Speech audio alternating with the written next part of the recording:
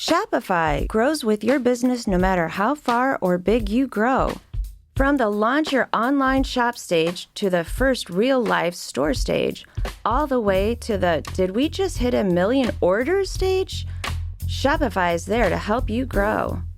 Whether you're selling your fans' next favorite shirt or an exclusive piece of podcast merch, Shopify helps you sell everywhere. From their all-in-one e-commerce platform to their in-person POS system, wherever and whatever you're selling, Shopify's got you covered. Sign up for a $1 per month trial period at shopify.com/income, all lowercase. Go to shopify.com/income to grow your business no matter what stage you're in.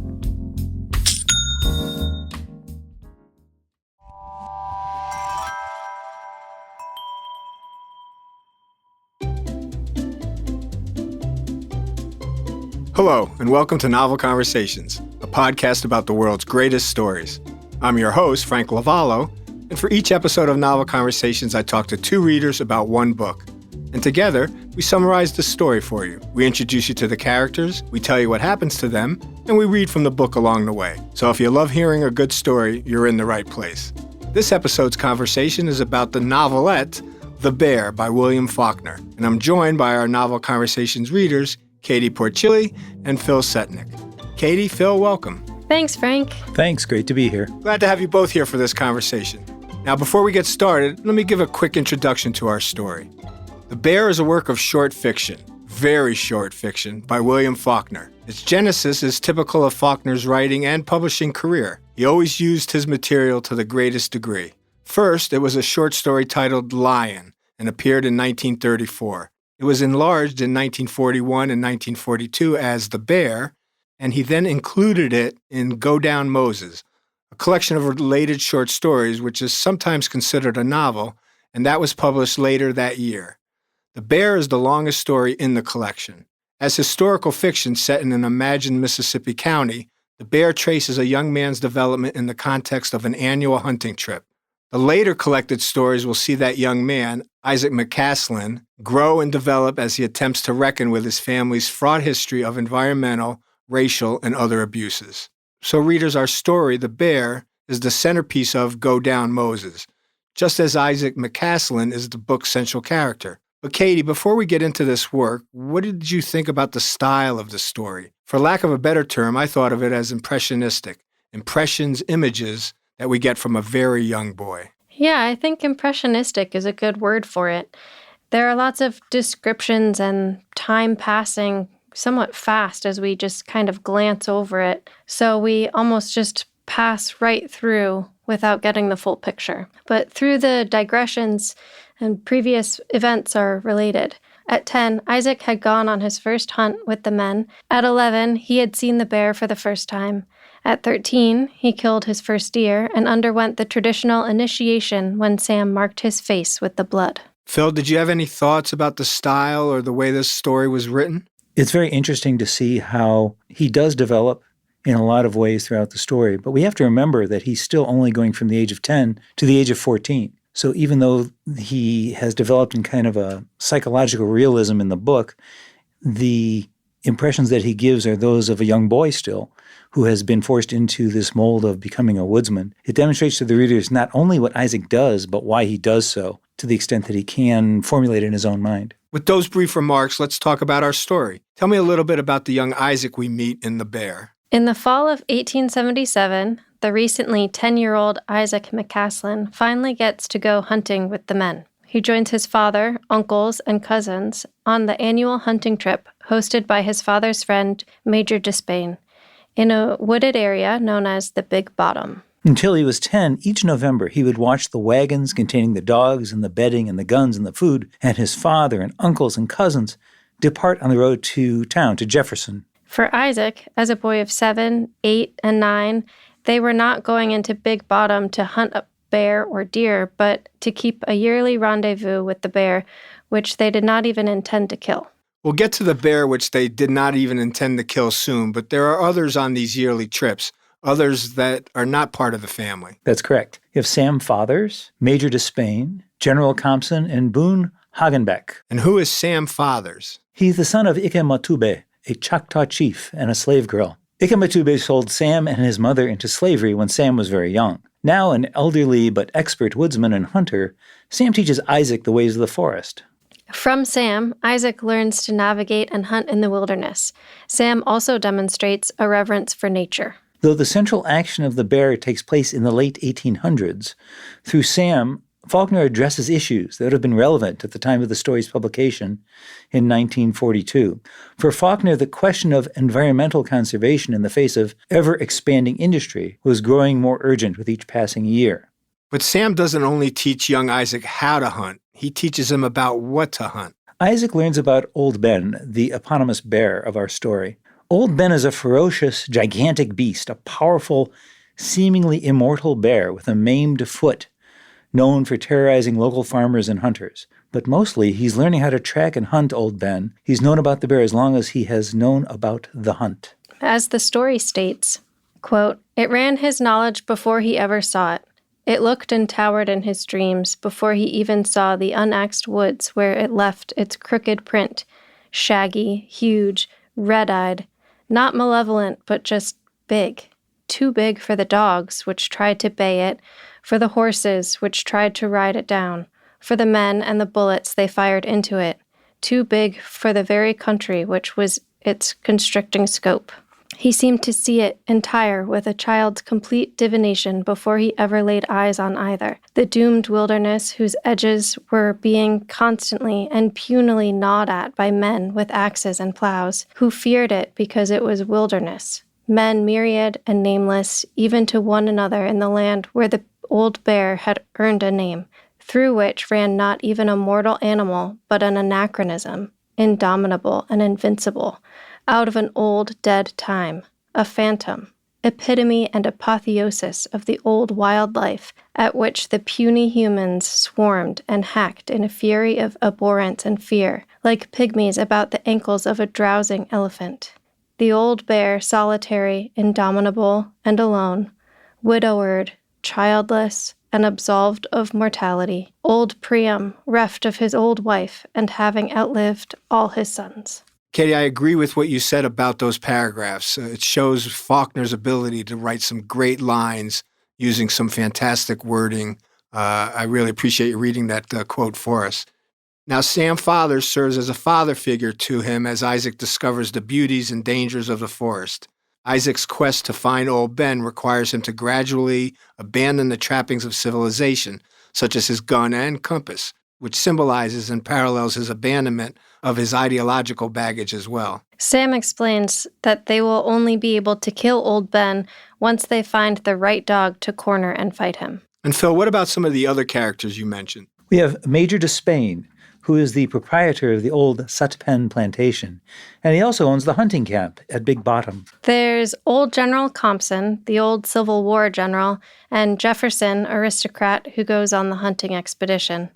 Also, the ancestor of important characters in other Faulkner novels, particularly Absalom and The Sound and the Fury. Also, Boone Hagenbeck, the ugly, alcoholic hunter who is fiercely loyal to Major Despain. In the later stories, it is Boone and his dog Lion that eventually kill Old Ben.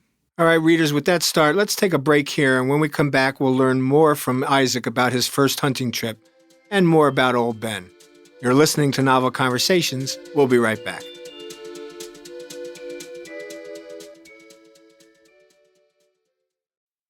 Ryan Reynolds here for, I guess, my 100th Mint commercial.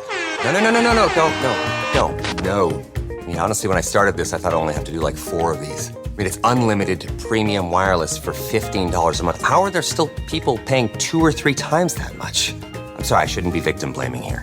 Give it a try at mintmobile.com/save. Whenever you're ready. $45 upfront payment equivalent to $15 per month. New customers on first 3-month plan only. Taxes and fees extra. Speed slower above 40 gigabytes. See details.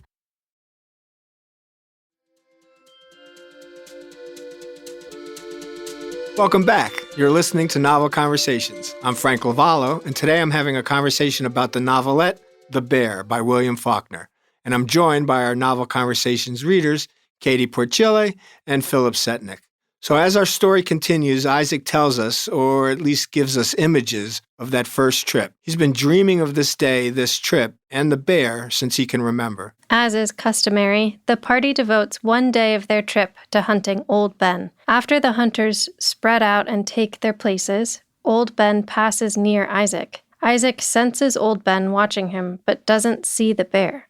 At that moment, Issac realizes he will never shoot Old Ben. Issac tells us he doesn't see the bear, but he, quote, hears the dogs. When the dog sense the bear is near, they bark and bay. Issac describes it as a, quote, murmur, sourceless, echoing through the wet woods, swelling presently into separate voices, which he could recognize and call by name. Old Ben, the legendary bear, is a symbol of the power and inscrutability of nature. He is nearly immortal, nearly invulnerable, capable of overpowering virtually anything, and capable of wreaking havoc on human settlements and establishments. Once Issac realizes he would probably never choose to shoot Old Ben, he concentrates on improving his tracking skills so he can continue to get occasional glimpses of the bear. These scenes where Issac realizes he's never going to actually take a shot at this bear are one of Faulkner's most intense, focused, and symbolic explorations of the relationship between man and nature and how it's constantly changing and evolving. The following June, Issac returns to Major Despain's camp. While Major Despain and General Compson celebrate birthdays and their friends relax, Issac looks for Old Ben, though the others think he is hunting squirrels. Sam figures out what Issac is doing and tells him Old Ben won't let Issac see him as long as he carries a gun. The next day, Issac leaves behind his gun and travels farther into the wilderness than ever before, realizing that he is, quote, still tainted. He then abandons his watch and compass. Now lost in the woods, Issac finds Old Ben's tracks and momentarily glimpses the bear, who looks back at him, then vanishes. Over time, Issac sees Old Ben several times. And actually, Issac describes one of those sightings. I'm going to quote from the book. Then he saw the bear. It did not emerge or appear. It was just there, immobile, solid, fixed in the hot dappling of the green and windless noon. Not as big as he had dreamed it, but as big as he had expected it. Bigger, dimensionless, against the dappled obscurity looking at him where he sat quietly on the log and looked back at it. Then it moved. It made no sound. It did not hurry. It crossed the glade, walking for an instant into the full glare of the sun. When it reached the other side, it stopped again and looked back at him across one shoulder, while his quiet breathing inhaled and exhaled 3 times. Then it was gone. It faded, sank back into the wilderness as he had watched a fish, the huge old bass, sink and vanish into the dark depths of the good pool without any movement of its fins. Again, just the great writing of Faulkner. It's a great example. Very evocative. All right, well, let's take another quick break here, and when we come back, we'll continue our conversation. You're listening to Novel Conversations. I'm Frank Lavallo. We'll be right back.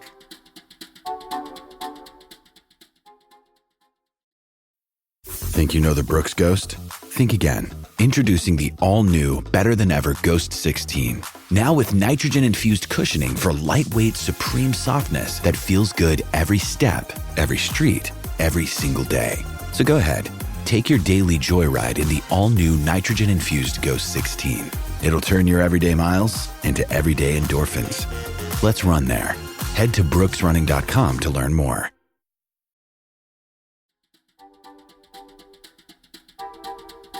Welcome back to Novel Conversations. I'm your host, Frank Lavallo, and today I'm having a conversation about The Bear by William Faulkner.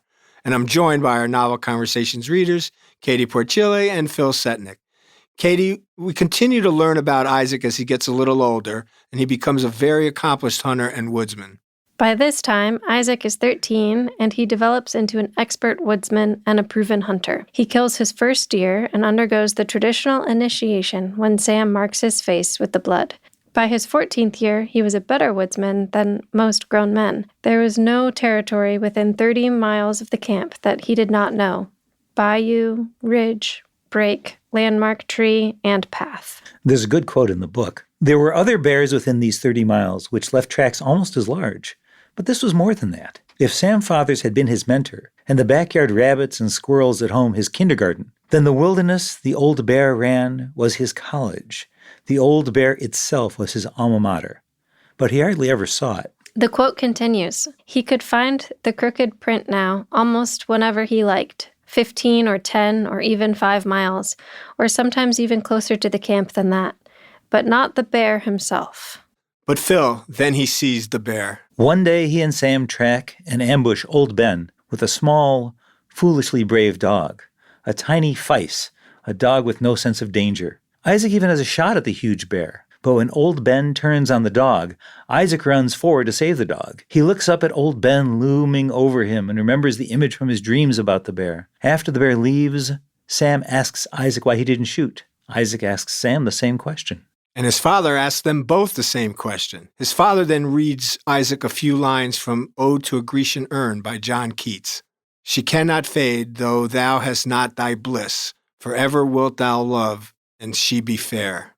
Isaac says he's just talking about some girl, and the father responds by saying, "Keats is talking about truth." He says, "Truth doesn't change. Truth is one thing. It covers all things which touch the heart, honor and pride and pity and justice and courage and love." But for Isaac, it was simple, simpler than somebody talking in a book about youth and a girl. He sums it up for himself, quote, "He had heard about a bear and finally got big enough to trail it. And he trailed it for 4 years and at last met it with a gun in his hands, and he didn't shoot." And really, readers, with those thoughts, our short novel, or novelette as I've called it, ends.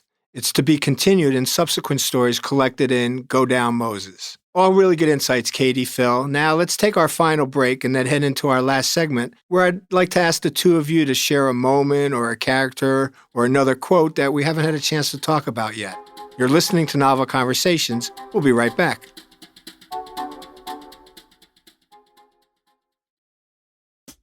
Hey nerds, I'm Sarah, the paper nerd, and if you've ever wondered what goes into that greeting card you just sent or received, well, quite a lot. Get your paper fix on the Paperfold, where I host an enchanting mix of personalities and players all nerding out on my favorite topic, stationery. From the designs of Arsenal Mail Communications to the precious space created when two people correspond, there's a lot to cover. So come grab a seat in the stationery community's only 5-star paper salon, the Paperfold, now part of the Evergreen Podcast Network.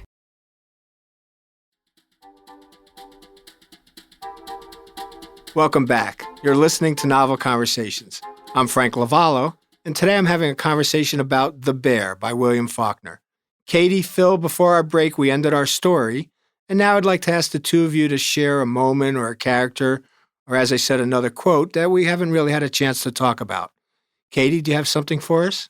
Well, first I wanted to mention what I was reading about there at the end, where the dad talks about truth, and truth doesn't change, and truth is honor and pride and pity and justice and courage and love. The way that he's discussing what it meant to see the bear with his father at the end was just the best part of the story to me.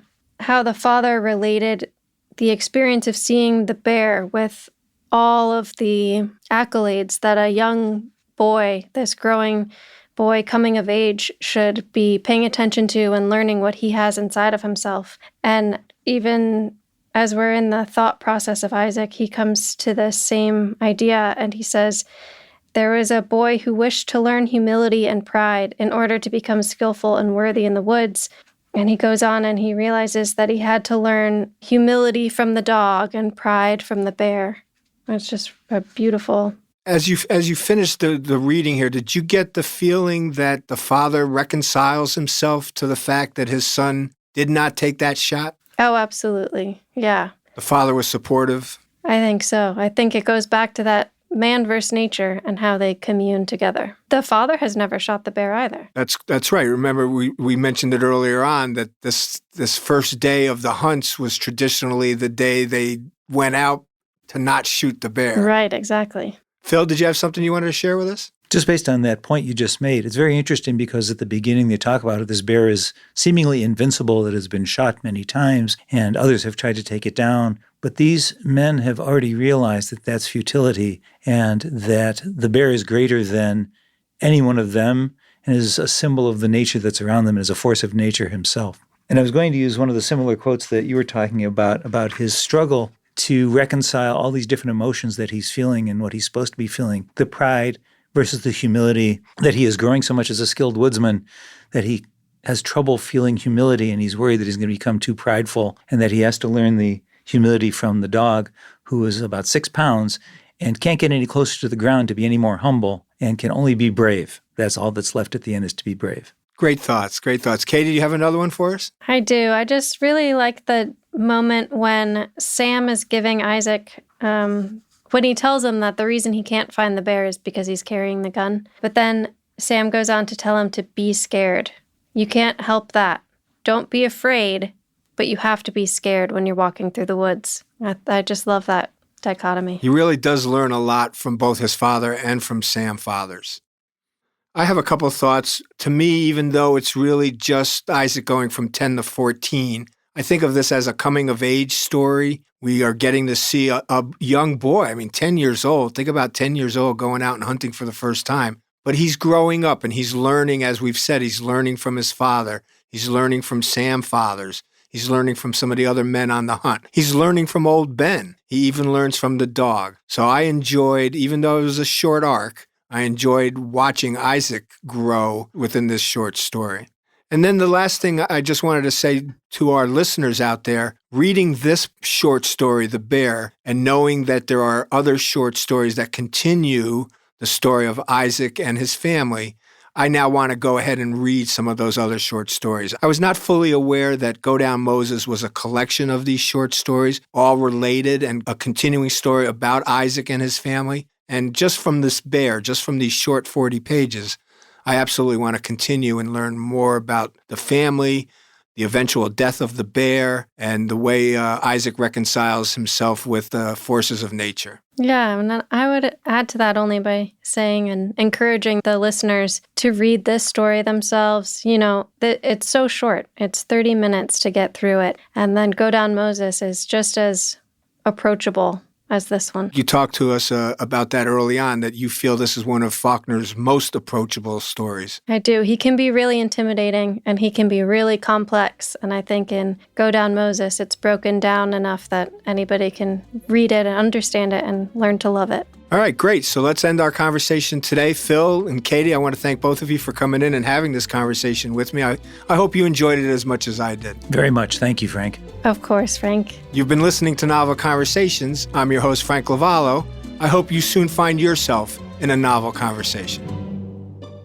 Thanks for listening to Novel Conversations. If you're enjoying the show, please give us a 5-star review wherever you listen to podcasts. You can find us on Instagram at Novel Conversations. Follow us to stay up to date on upcoming episodes and in anything else we've got in the works. I want to give special thanks to our readers today, Katie Porchile and Phil Setnick. Our sound designer and producer is Noah Fouts, and Grace Sienna Longfellow is our audio engineer. Our executive producers are Bridget Coyne and Joan Andrews. I'm Frank Lavallo. Thank you for listening. I hope you soon find yourself in a novel conversation all your own.